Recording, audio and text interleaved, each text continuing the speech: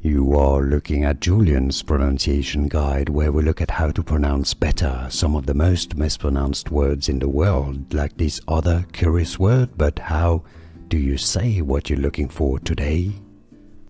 Let's learn once and for all how to pronounce the name of this grape from Germany, also a wine style made out of the grape. The German pronunciation we need to listen to and learn, or at least hear first, before how you can say it easily in English. So the German pronunciation: Gewurztraminer.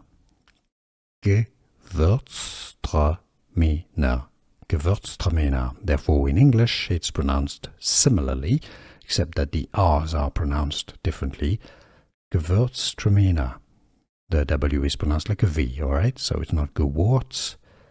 Gewurztraminer is how you can easily say it in English. Gewurztraminer, or in German, Gewurztraminer. Can you say it correctly now? Let me know in the comments. More wine videos, pronunciations here. Here are more videos on how to pronounce more confusing words and names too many mispronounced. Like this video if you found it useful. I appreciate your support. I'll see you soon and thanks for watching.